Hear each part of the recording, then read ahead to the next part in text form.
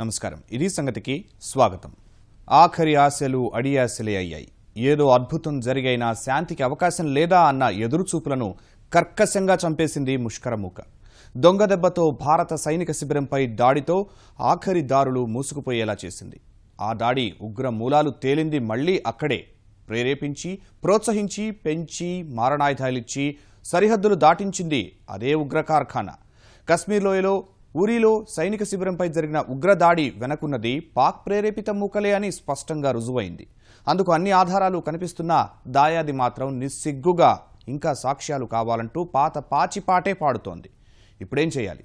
ఎంతకాలం ఆ ఆరని కుంపట్లు భరించాలి? ముల్లుని ముల్లుతోనే తీయాలా? దశాబ్దాలు బాధిస్తున్న గాయాల్ని ఇంకా అత్యున్నత సంయమనం పేరిట భరిస్తూనే ఉండాలా? ఇప్పుడు దేశమంతా ఇదే చర్చ. ఏ ఇద్దరు కలిసినా దెబ్బకు దెబ్బ కొట్టాలా, మరేం చేయాలనే మాటామంతి. ప్రతీకారేచ్ఛతో రగిలిపోతున్న సైన్యానికి ధీటుగా స్పందించమని ఆదేశాలైతే ఇచ్చారు. కానీ మొత్తంగా పాకిస్తాన్పై ఎలాంటి వైఖరి అవలంబించబోతున్నారు? ఆ నిర్ణయం కోసం అందరి నిరీక్షణ.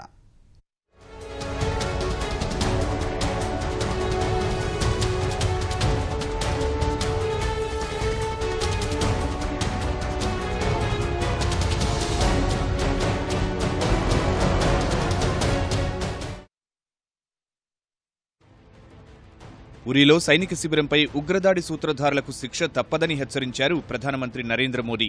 ఈ ఘటన ఖచ్చితంగా పాకిస్తాన్ పనేనని, ఆ దేశాన్ని ఏకాకిని చేయాల్సిన అవసరం ఉందన్నారు హోంమంత్రి రాజ్నాథ్ సింగ్. భారత్ వ్యాఖ్యలపై పాకిస్తాన్ కూడా స్పందించింది.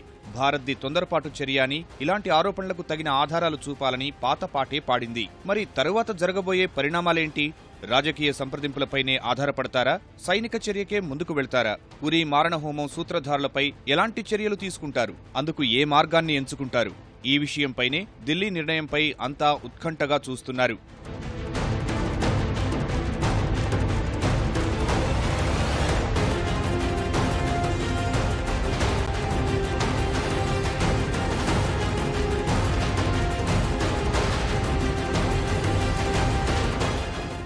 అసలు ఈసారి చోటు చేసుకున్న ఘటన అంత తేలిగ్గా తీసుకోదగింది కాదు. కారణం, ఉరీ సెక్టార్లో ఉగ్రవాదులు తెగబడి ఎవరూ ఊహించని విధంగా ఏకంగా భారత సైనిక స్థావరంపై దాడి చేయటమే. 26 ఏళ్ల కాలంలో ఈ స్థాయిలో దాడి జరగడం ఇదే తొలిసారి.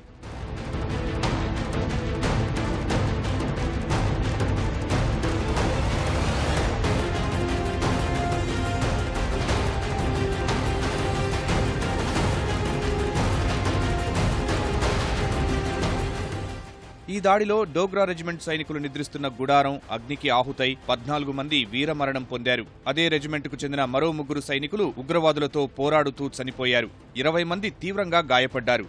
ఆత్మాహుతికి సిద్ధపడ్డ ఉగ్రవాదులతో భారీ ప్రాణనష్టం ఉంటుందని గ్రహించిన ఉన్నతాధికారులు ఇలాంటి పోరాటాల్లో ఆరితేరిన పారాట్రూపర్లను హెలికాప్టర్ల ద్వారా ప్రాంగణంలో దింపారు. ఈ ప్రత్యేక బలగాలు పరిపాలనా భవనంలో నక్కిన ఉగ్రవాదులకు ఊపిరి సలిపే అవకాశం ఇవ్వకుండా ఎదురుదాడి జరిపారు. దాదాపు 3 గంటల పోరాటంలో 4 ఉగ్రవాదులు హతమయ్యారు.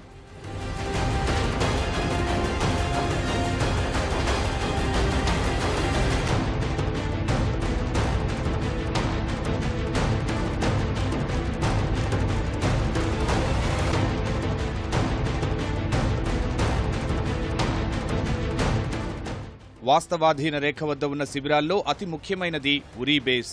ఇందులో దాదాపు 12,000 మంది వరకు సైనికులు ఉండేందుకు అవకాశం ఉంది. 12వ బ్రిగేడ్కు ఇదే ప్రధాన కార్యాలయం. వాస్తవాధీన రేఖకు దగ్గరగా ఉన్న ఈ శిబిరం దిగువ భాగంలో ఉండటం వల్ల ఎత్తైన ప్రదేశం నుంచి స్పష్టంగా కనిపించేలా ఉంటుంది. పాక్ సైనిక పోస్టుల నుంచి నిరంతరం గమనించే అవకాశం ఉంది. అందుకే ఉరీ సెక్టార్ను ఉగ్రవాదులు లక్ష్యంగా చేసుకున్నట్టు తెలుస్తోంది. అయితే పెద్ద ఎత్తున ప్రాణనష్టం కలుగజేయడానికి వారు పన్నిన పన్నాగం తలుచుకుంటే ఎవరికైనా ఒళ్లు జలధరించక మానదు. పఠాన్కోట్ దాడి ఘటన ఇంకా మరొక ముందే అంతకు మించిన నష్టాన్ని కలుగజేసింది ఉరీ సైనిక శిబిరంపై దాడి. పఠాన్కోట్ ఘటనలో 7 జవాన్లు మరణిస్తే ఉరీ ఘటనలో 17 మంది మృత్యువాత పడ్డారు.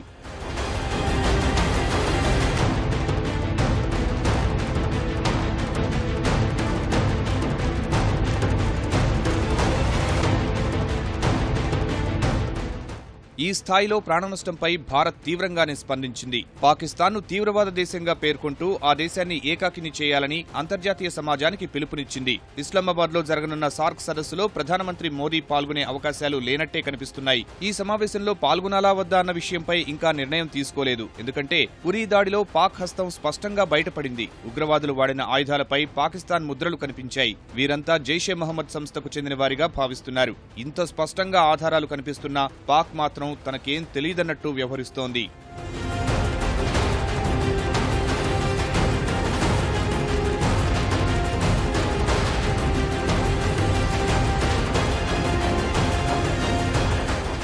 కశ్మీర్ లోయలో హింసాత్మక పరిస్థితులు మరింత రెచ్చగొట్టే ప్రణాళికలో భాగంగానే పాక్ ఈ దుర్మార్గానికి తెగబడింది అనడంలో ఎలాంటి సందేహం లేదు. ఆజాదీకి సాయం పేరిట దాయాది విదేశాంగ సలహాదారు సర్తాజ్ అజీజ్ మొదలు భారత సైనికుల కోసం కశ్మీర్ను శ్మశానంగా చేస్తామన్న ఉగ్రనాయకుడు సలావుద్దీన్ మాటల వరకు ఏ పరిణామం చూసినా కశ్మీర్పై కుయుక్తులకు మరింత పదును పెట్టేందుకు పాక్ కేంద్రంగా పనిచేస్తున్న శక్తులు ఉరీలో దాడికి తెగబడినట్లు స్పష్టమవుతోంది. పైగా వారికిదేం కొత్త కాదు కూడా. పాక్ నుంచి ముష్కరులు ఎప్పటికప్పుడు దేశంలోకి చొరబడి భారత్లో రక్తపాతం సృష్టిస్తూ ఉంటారు. శీతాకాలం దగ్గర పడే కొద్దీ ఆ బెడద మరింత పెరగడమూ సాధారణం. భారీగా కురిసే మంచు మాటున నిశ్శబ్దంగా చొరబాట్లను ప్రోత్సహించడమే ఇందులోని వ్యూహం.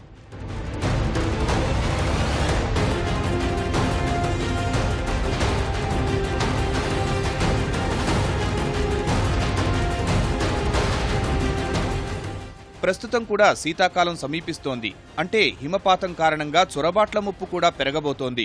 అందుకు సన్నాహకంగానే కశ్మీర్లో భారీ విధ్వంసానికి పాక్ శక్తులు కుట్ర పన్ని ఉరీ ఘాతుకానికి ఒడిగట్టినట్లు విశ్లేషకులు భావిస్తున్నారు. కానీ చొరబాట్ల విషయంలో భారత్ చేస్తున్న ఆరోపణలను పాక్ నిస్సిగ్గుగా తోసిపుచ్చుతోంది. సరిహద్దులో కంచె వేసి ఉంది, కట్టుదిట్టమైన భద్రత ఉన్నందువల్ల అలాంటి అవకాశమే లేదని చెబుతోంది. కానీ ఉగ్రవాదులు సరిహద్దు కంచెను కత్తిరించి లోపలికి ప్రవేశించినట్టు భారత సైనిక వర్గాలు చెబుతున్న మాట.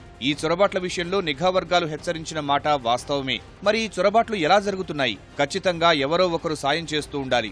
ఈ నేపథ్యంలో పాకిస్తాన్ వైపే వేళ్లు చూపిస్తున్నాయి. ఆ దేశం ఎంతలా అరిచి గీపెట్టినా జరుగుతున్న పరిణామాలు, గతంలో జరిగిన సంఘటనలు వీటిని ధ్రువపరుస్తున్నాయి.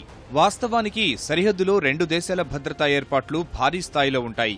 సైన్యం కంటికి రెప్పలా కాపలా కాస్తూ ఉంటుంది. వాటితో పాటు పెద్ద ఎత్తున కంచె నిర్మాణం ఉంటుంది. అంతేగాక ఆ కంచెలకు పశువుల మెడల్లో కట్టే గంటలను ఏర్పాటు చేస్తారు. ఒకవేళ ఎవరైనా కంచె దాటేందుకు ప్రయత్నించినప్పుడు అవి శబ్దం చేస్తాయి. తద్వారా గస్తీ కాస్తున్న జవాన్లు అప్రమత్తమవుతారు. అంతేకాదు ట్రిప్లు, వలలు కూడా ఏర్పాటు చేస్తారు. ట్రిప్కున్న తీగ తాకితే పేలుడు శబ్దం వస్తుంది. అలాగే పొంచు వలలు కాళ్లకు చుట్టుకుంటే చొరబాటుదారులు ముందుకు వెళ్లటం కష్టం. సరిహద్దులో కంచె నిర్మాణానికి అవకాశం లేని చోట్ల కంటికి కనిపించని విధంగా రక్షణ వ్యవస్థ ఉంటుంది. అంటే ఏరియల్ సర్వేతో పాటు లేజర్ కిరణాలతో అక్కడ రక్షణ వ్యవస్థను ఏర్పాటు చేస్తారు.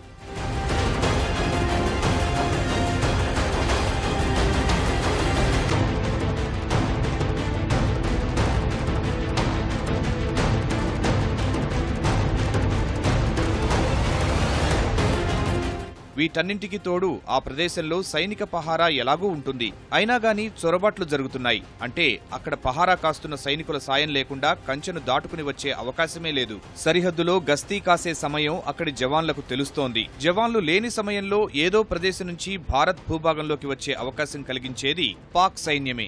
వారి సహకారం లేకుండా పెద్ద మొత్తంలో చొరబాట్లు జరగడం అసాధ్యం. కానీ పాక్ మాత్రం అలాంటి అవకాశమే లేదని బుకాయిస్తోంది.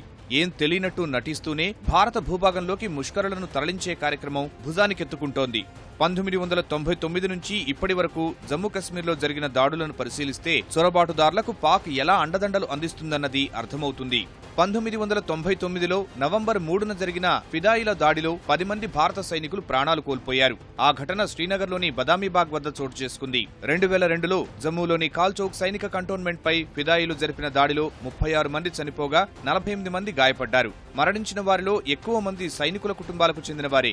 మరుసటి ఏడాది 3 ముష్కరులు అఖ్నూర్ సెక్టార్లోకి చొచ్చుకొచ్చి 8 మందిని బలిగొన్నారు. 2005లో అప్పుడే శ్రీనగర్ నుంచి ముజఫరాబాద్ కు బస్సు సర్వీస్ ఏర్పాటు చేశారు. ముందు రోజే టూరిస్టు రిసెప్షన్ సెంటర్ పై ఆత్మాహుతి దాడి జరిగింది. 2006, 2013, 2014, 2015లో వరుసగా ముష్కర మూకలు భద్రతా దళాలపై విరుచుకుపడ్డాయి. దాదాపు 58 మందికి పైనే మరణించారు. 2015లో 5 సార్లు దాడులు జరిగాయి.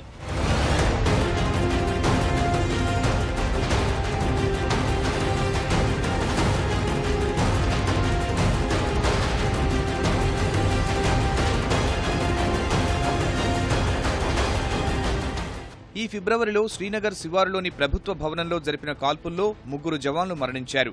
జూన్లో శ్రీనగర్ జమ్మూ జాతీయ రహదారిపై వెళుతున్న సీఆర్పీఎఫ్ కాన్వాయ్పై జరిగిన దాడిలో 8 మంది సైనికులు మృత్యువాత పడ్డారు. ఈ ఘటనలన్నీ సరిహద్దు ఆవరణ నుంచి వచ్చిన తీవ్రవాదులు జరిపినవే. వారు ఉపయోగించే ఆయుధాలు, భాషా తదితర విషయాలను బట్టి వారికి పాక్ అండదండలు పుష్కలంగా ఉన్నాయని తేటతెల్లమైంది. ఈ జనవరి నుంచి జూన్ వరకు 90 సార్లు చొరబాటు యత్నాలు జరిగినట్టు కేంద్ర హోంశాఖ వెల్లడించింది. అంటే పరిస్థితి ఎలా ఉందో అర్థం చేసుకోవచ్చు. గతేడాదితో పోలిస్తే 61 సార్లు అధికంగా చొరబాటు యత్నాలు జరిగాయి. ఈ ప్రయత్నాల్లో 54 సార్లు వాళ్లు విజయం సాధించగలిగారు.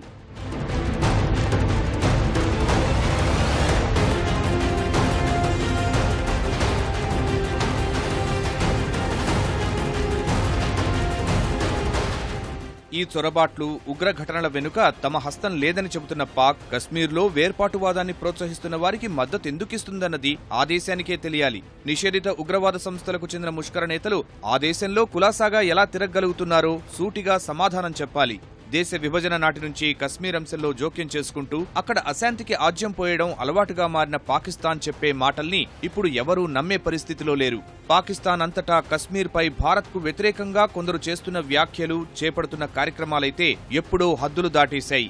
తీవ్రవాద మూకలకు చెందిన నేతలు ఏదో నోరు పారేసుకుంటున్నారంటే సరే కానీ బాధ్యతాయుతమైన పదవుల్లో ఉన్న నేతలు కూడా ఇష్టానుసారం మాట్లాడుతూ తమ వైఖరిని బయటపెట్టుకుంటున్నారు.